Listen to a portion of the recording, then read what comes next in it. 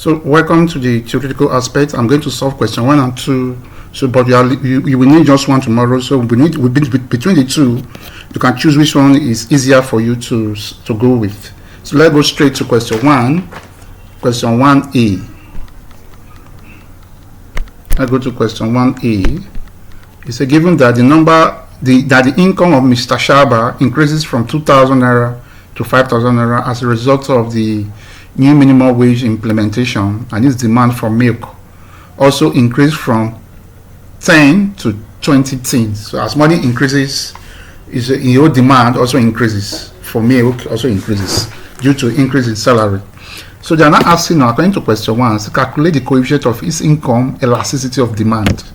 Income elasticity of demand. First of all, let's understand what is income elasticity of demand.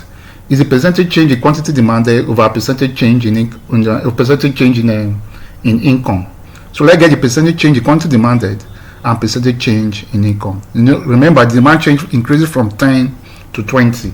So let's first of all put the formula of income elasticity of demand. Number 1A. So income elasticity of demand, probably called YED, is equals to percentage change in quantity demanded, DD, over percentage change in income. So that is the formula of calculating percentage elasticity of demand. So percentage change in quantity now. Percentage change in quantity first. And remember, it increased from 10 to 20, which is 10 minus 20 minus 10. They also will give us 10. So the increment is by 10. So the original quantity is what? Original quantity is simply 10. That's the original quantity before there's increment in salary. So percentage change in quantity demanded will be 10 over 10 times 100% over 1. The answer is simply 100% increase. Yes, from 10 to 20, that is 100% increase. Without even calculating, we should know it's 100% increase. Then let's also get the percentage change in income. So let's first look at change in income. Change in income will be the new income, which is 5,000, minus the old, which is 2,000. The answer will give us 3,000. So the money increased from 2,000 to 3,000. So from there now, let's get the original income. Original income before the minimum wage was increased. Original income was 2,000. So percentage change in income will be change in income, which is 3,000 over the original income 2,000 times 100 over 1. So 3,000 divided by 2,000, that will give us 1.5 times 100. That will give us, if I multiply from my end, 1.5 times 100, that will give me 150% increase. So with that taken, we can now calculate the income elasticity of demand, which is YED. Like I said, it's a percentage change in quantity demanded versus percentage change in income. Percentage change in quantity demanded was calculated for 100%. Over change in income is now 150% times 100 over 1. So this cancel this. I multiply 100 on my end, 100 times 100 divide by 150. That will give us or let me just say, if I'm not calculating in percentage, not a percentage, let's calculate percentage. So that will give me 100 divided by 150. That will just give us 0.67. So if you multiply percent, that will give you about 67%. That is now the income elasticity of demand, 0.6%. So that is solution to question 1A. So let's look at 1B. So what we have just done now is 10 marks. Look at 1B. So what's the nature of the elasticity above? So remember, the elasticity is less than 1. 1B. I look at 1B. Our elasticity was less than 1. So if it's less than 1, what is it called? So the elasticity, let's say the elasticity is less than 1, which is 0.67.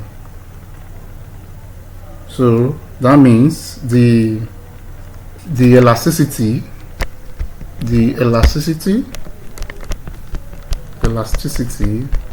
is inelastic because it's less than 1. Answer is inelastic primarily. Okay, let's look at question 1C.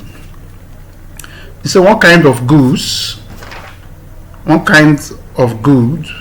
is made to Mr. Shaba? What kind of goods is made to Mr. Shaba? Also, what kind of goods is to Mr. Shaba? I think it's just a normal everyday good. Milk is a normal. Is it a normal good? Specifically, not normal good. Specifically, just a necessity. Specifically,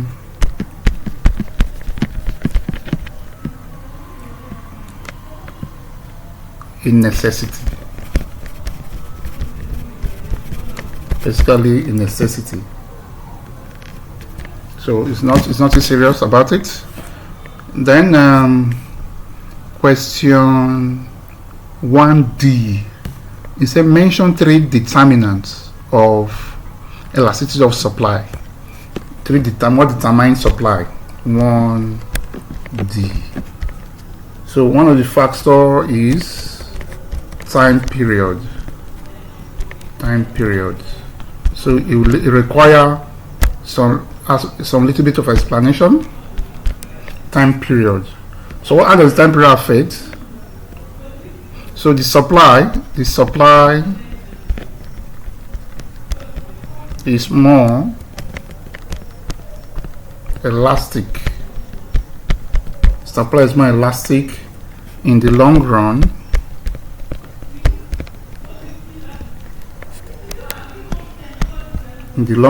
than in short run. That is number 1. Time period. You are asked to determine 3 factors. Number 2, another thing that determines supply: availability of raw material. Availability of raw material or inputs. Raw materials or inputs. So that will also require some form of explanation. So without raw material supply, we will definitely die off. So the inputs, or let me say raw material, or the input or raw materials.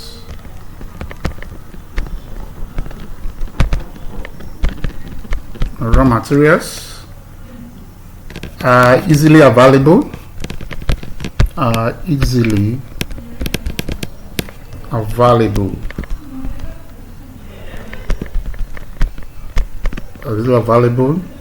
Supply is more elastic. Supply is more elastic. So each of these points is 2 marks. Let's look at number 3. Level of stock, or level of inventories. Level of stock or inventories. So let's see. So if this firm that supply the milk, if the firm hold large inventory,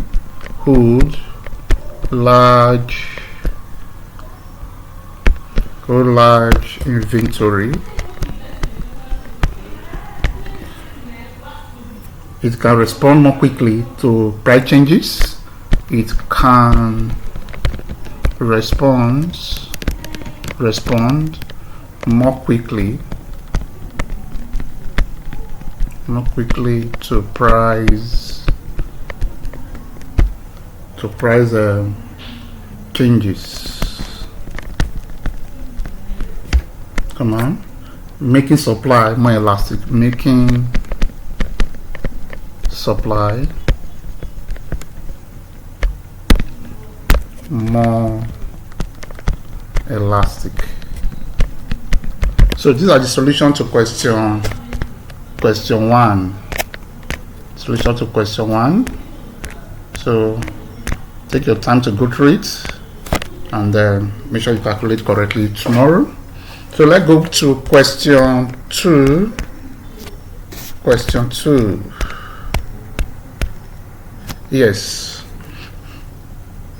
So question 2 say the distribution given below is the income earned in thousands. Don't forget that, thousands of naira per month by 10 hypothetical wage earners in Aziz Pharmaceutical Company. We have 20, 10, 16 down to 14. You say compute the modal income. So before you can compute the modal income, it is good you arrange the number in ascending order, starting from the lowest to the highest. The lowest here is 10. How many 10 do we have? We have about 3 of them. So solution to number 2. Question 2. So we arrange the number in ascending order. We have 10, 10, 10. After 10, what am I saying? Go back. We now have 12. How many 12 do I have? It's just 1. I have 1 12. I go back. After 12, what am I saying? It's 14. How many 14 appear? 2 of them. I have 14. 14. After 14, what's the next highest number? That should be 16. How many of them is also 2? 16. 16. After 16, what am I saying? The next number is 18 and finally 20. 18, then 20. Okay, so what answer? Figure 1, the modal income. Figure 1. So we know mode is number with the highest frequency. Let's take note of that. And the number with the highest frequency. That is the mode, number with the highest frequency. So when number appear twice here, appear more, I mean to say number appear more here is the 10, the 3 of it. So the mode now, the modal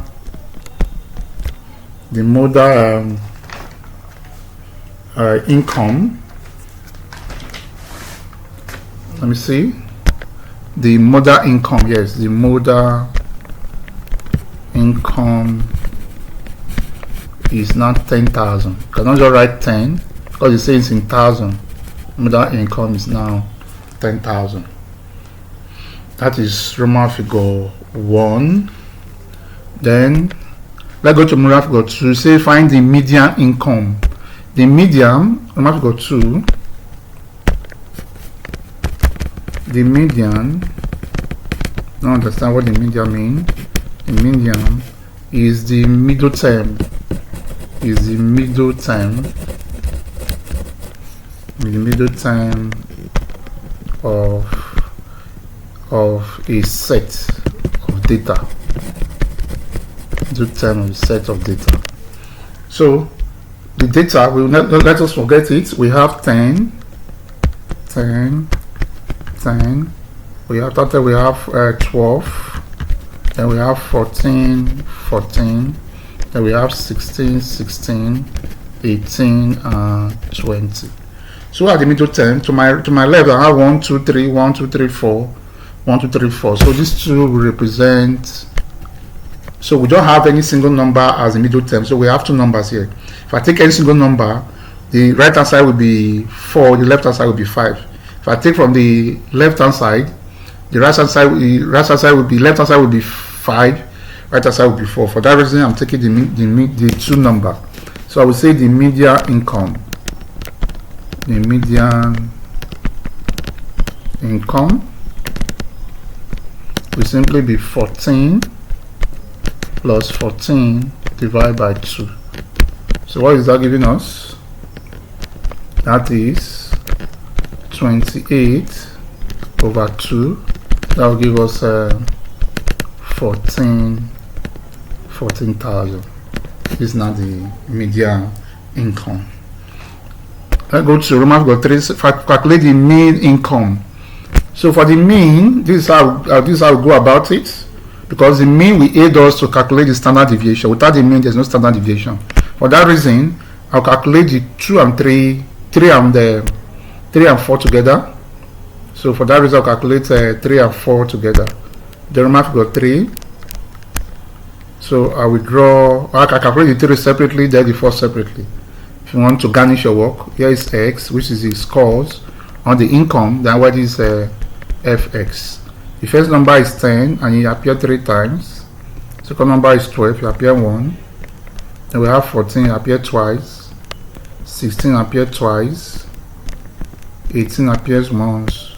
20 also appeared once. So let's get our FX. In matter of multiplying, 3 times 10, that is 30. 12 times 1, that is 12. 14 times 2, that is 28. 16 times 2, that is 32. 18 times 1, that is 18. 20 times 1, that is 20. So I will get my mean is summation f of x over summation f. So what is my summation f of x? Meaning I'm to add all this number together. What will it give to me? If I press my calculator here, 30 plus 12 plus 28 plus 32 plus 18 plus 20. My calculator is giving me 140. Make sure you verify these additions. Where my summation f, meaning I will add the total number of items, or if I go back to the question, it's given to us here 10, hypothetical. So my summation f, the value is 10.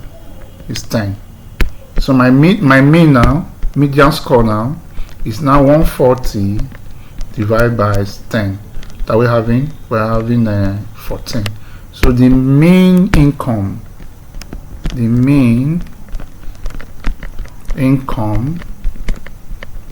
is simply 14,000, because it says in thousand.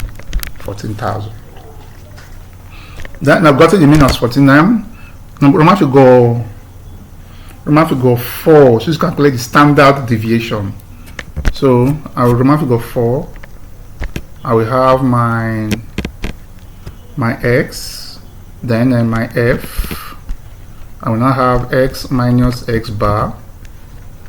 I have x minus x bar all squared. Then f into x minus s bar squared. So the x is 10, frequency is 3, 12, frequency is 1, 14, frequency is 2, 16, frequency is 2, 18 is 1, 20 is 1. So what is x minus x bar? Don't forget our x bar is 14. So 10 minus 14 is what? Minus 4.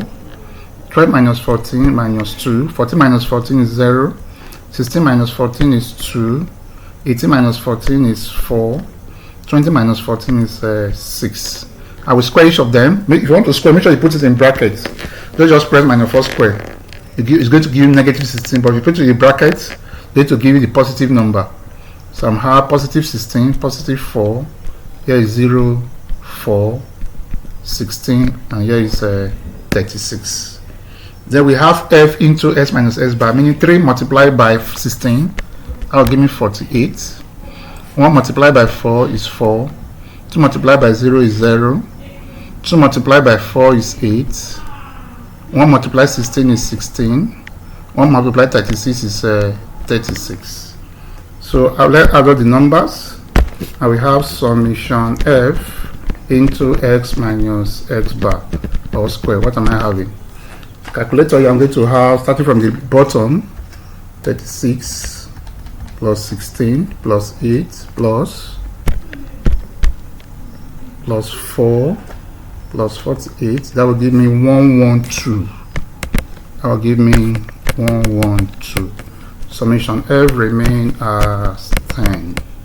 So what will be our standard deviation? Standard deviation will be the square root of summation f into x minus x bar all squared over summation f, which is square root of 112 divided by 10. So x standard deviation give us square root of 11.2. That's 112 divided by 10. So 112 divided by 10, that's 11.2. What is the square root of that? That will give us 3.35. So in thousands, what are we having? Standard deviation and multiplied by 10,000. 3.35 times 10,000. That will give us 33500.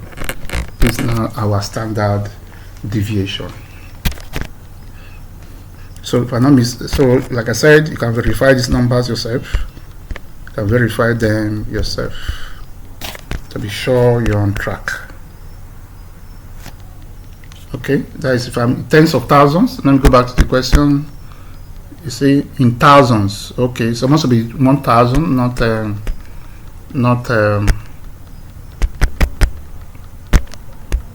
okay, you're supposed to be 1,000, not multiplied by 10,000. That will just give us 1 0. 0 is not among. That was just 1 0. 3,350. So that is it. It's 1,000, not in 10,000. So that's the answer to question 1 and 2. So if you have not subscribed, please do so, like, share, and comment. See you in the second part of the video.